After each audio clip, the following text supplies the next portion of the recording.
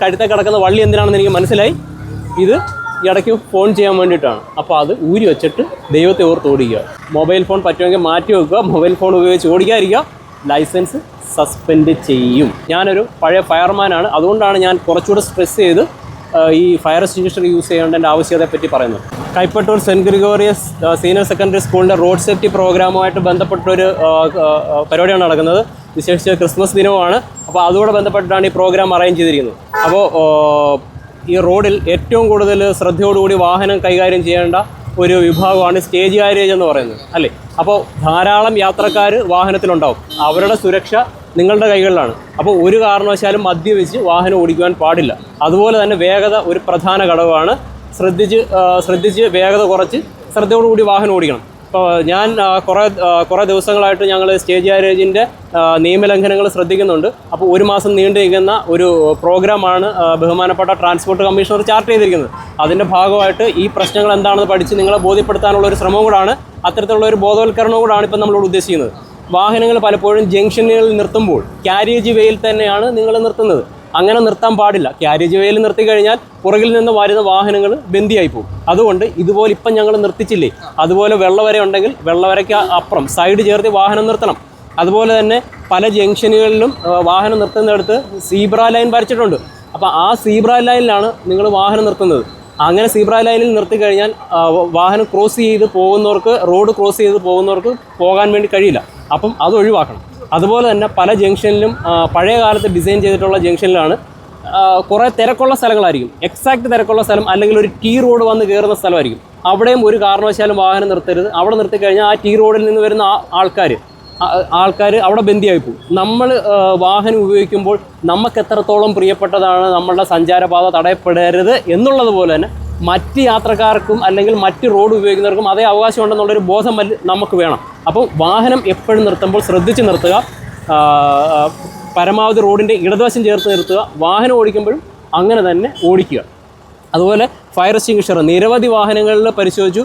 Fire extinguisher എടുത്ത് പൊക്കാൻ പറ്റാത്ത രീതിയിൽ ലോക്ക് ചെയ്ത് വെച്ചിരിക്കുകയാണ്. ചിലർ ബോക്സിനകത്ത് ലോക്ക് ചെയ്ത് വെച്ചിട്ടുണ്ട്. അതും ചെയ്യാൻ പാടില്ല. കാലാവധി കഴിഞ്ഞ ഫയർ എക്സ്റ്റിങ്വിഷേഴ്സാണ് നിങ്ങൾ യൂസ് ചെയ്യുന്നത്. അതും പാടില്ല. ഞാൻ നേരത്തെ പറഞ്ഞു, നമ്മൾ 50 ലക്ഷം അല്ലെങ്കിൽ 1 കോടിക്ക് ഒരു വീട് പണിത് കഴിഞ്ഞാൽ ചെറിയ ലോക്കലല്ല വെക്കുന്നത്. അപ്പോൾ ആ ഒരു ചെറിയ അല്ലെങ്കിൽ നമ്മൾ ഉപയോഗിക്കുന്ന നല്ല സ്ട്രോങ് ആയിട്ടുള്ള ലോക്കാണ് ആ വീടിനെ സംരക്ഷിക്കുന്നത്. അതുപോലെ തന്നെ ഇമ്പോർട്ടൻ്റ് ആണ് വാഹനത്തിലൊരു ഫയർ എക്സ്റ്റിങ്വിഷർ സൂക്ഷിക്കുക എന്നുള്ളത്. ഇപ്പോൾ ധാരാളം ബസ്സുകൾ കത്തിയ സംഭവം റിപ്പോർട്ട് ചെയ്തിട്ടുണ്ട്.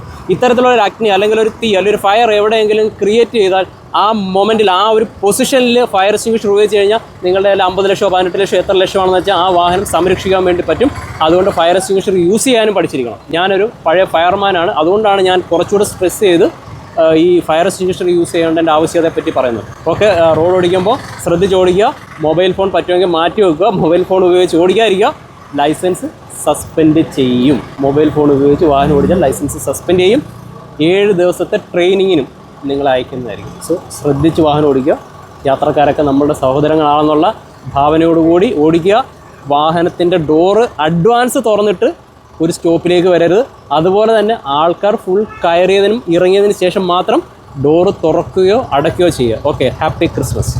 സെന്റ് ഗ്രിഗോറിയസ് സീനിയർ സെക്കൻഡറി സ്കൂളിലെ വിദ്യാർത്ഥികളും അതോടൊപ്പം തന്നെ പത്തനംതിട്ട മോട്ടോർ വാഹന ഞാൻ കുറേ ദിവസം കൊണ്ട് സ്റ്റേജ് കാരേജിൻ്റെ ഓപ്പറേഷൻസ് ഞങ്ങൾ ശ്രദ്ധിക്കുകയാണ്. നിങ്ങളുടെ കുറേ ഡിഫക്ട്സുകൾ ഞങ്ങൾ കണ്ടിട്ടുണ്ട്. ഞാൻ ഇപ്പം തന്നെ വന്നപ്പം KP റോഡിൽ നിന്ന് കയറി വന്നപ്പോൾ 10-ാം കുറ്റിയിൽ ആ വാഹനം ജസ്റ്റ് കയറി ഉടനെ തന്നെ നിർത്തുകയാണ്. ഒരുപക്ഷെ സ്റ്റോപ്പ് അതായിരിക്കാം. ഞാൻ അവിടെ ഒരു 5 മിനിറ്റ് നിൽക്കേണ്ടി വന്നു. അത്രയും ആളുകളെ കയറ്റിയുണ്ട്.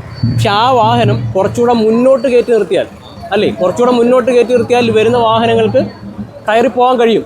അവിടെ ഡ്രൈവർ എന്നുള്ള നിലയിൽ നിങ്ങളുടെ ബുദ്ധി പ്രയോഗിക്കുക. മറ്റു വാഹനങ്ങൾ അവിടെ നിർത്തി എന്നതിൻ്റെ പേരിൽ നിങ്ങൾ അവിടെ നിർത്തി യാത്രക്കാരെ ബന്ദിയാക്കരുത്. മനസ്സിലായില്ലേ? അതുപോലെ തന്നെ ഡോറ് തുറന്നിട്ട് പോകുന്നത് ശ്രദ്ധയിൽപ്പെട്ടിട്ടുണ്ട്. അതുപോലെ തന്നെ ഫയർ എക്സ്റ്റിങ്വിഷർ പ്രോപ്പറായിട്ടല്ല മെയിൻറ്റെയിൻ ചെയ്തിരിക്കുന്നത്. നമ്മളൊരു വീട് വെച്ച് കഴിഞ്ഞാൽ നല്ലൊരു പൂട്ട് വെക്കും, അല്ലേ? ഏതൊരു മോശം പൂട്ടാണോ വെക്കുന്നത്? അല്ല, വീട് വെച്ചാൽ നല്ല പൂട്ട് വെക്കും. 1 കോടിയുടെ അല്ല 50 ലക്ഷത്തിൻ്റെ വീട് വെച്ചാൽ നല്ല പൂട്ട് വെക്കും. അതുപോലെ വാഹനം തീ പിടിച്ചു കഴിഞ്ഞാൽ രക്ഷപ്പെടുത്താൻ പറ്റുന്ന ഒരു സംഗതിയാണ് ഈ ഫയർ എക്സ്റ്റിങ്വിഷർ എന്ന് പറയുന്നത്. അതുകൊണ്ട് ആ ഫയർ എക്സ്റ്റിങ്വിഷർ നല്ല ഫയർ എക്സ്റ്റിങ്വിഷർ ആയിരിക്കണം.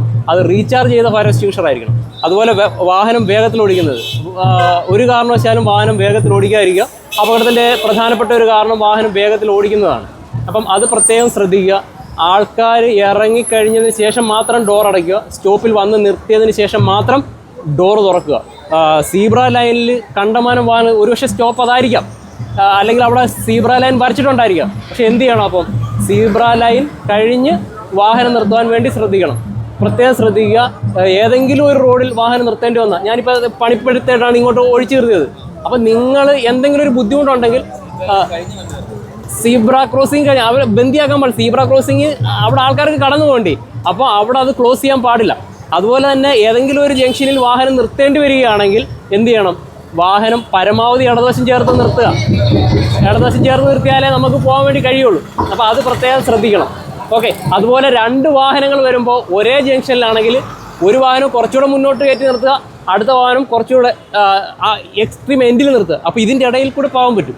നിങ്ങൾ സെയിം ടു സെയിം വാഹനം നിർത്തിക്കഴിഞ്ഞാൽ ആൾക്കാർക്ക് പോകാൻ കഴിയില്ല. നിങ്ങൾ എത്രമാത്രം ഇപ്പോൾ ഇത്ര ഞാൻ പറയാൻ വേണ്ടി ഒരു 3-4 മിനിറ്റ് എടുത്ത് അത് തന്നെ നിങ്ങൾക്ക് ബുദ്ധിമുട്ടാണ്. പക്ഷേ ഇതേ ബുദ്ധിമുട്ട് ആർക്കുണ്ട്? പുറകിൽ വരുന്ന എല്ലാ യാത്രക്കാരും ഉണ്ട്. സോ ശ്രദ്ധിക്കുക, ശ്രദ്ധിച്ച് വാഹനം ഓടിക്കുക. അപകടം ഒഴിവാക്കണം. മദ്യപിച്ച് വാഹനം ഓടിക്കരുത്. ഫോൺ ചെയ്തുകൊണ്ട് വാഹനം ഓടിക്കരുത്. കഴുത്തെ കിടക്കുന്ന വള്ളി എന്തിനാണെന്ന് എനിക്ക് മനസ്സിലായി. ഇത് ഇടയ്ക്ക് ഫോൺ ചെയ്യാൻ വേണ്ടിയിട്ടാണ്. അപ്പോൾ അത് ഊരി വെച്ചിട്ട് ദൈവത്തെ ഓർത്ത് ഓടിക്കുക. ധാരാളം അപകടങ്ങൾ സംഭവിക്കുന്നുണ്ട്, ധാരാളം മരണം സംഭവിക്കുന്നുണ്ട്. സോ നമ്മളെല്ലാവരോടും വിചാരിച്ചാലേ നടക്കത്തുള്ളൂ. ചിലർ ചോദിക്കും, ഞാൻ ഒരാൾ വിചാരിച്ചാൽ എന്താ നടക്കുന്നത്? ഒരാൾ വിചാരിക്കുമ്പോൾ അടുത്ത ആൾ വിചാരിക്കും. അങ്ങനെ ആൾക്കാരുടെ എണ്ണം കൂടുമ്പോൾ ഈ റോഡ് സേഫ്റ്റി നമ്മൾ ഉദ്ദേശിക്കുന്ന ലെവലിലേക്ക് എത്തും. Okay, thanks.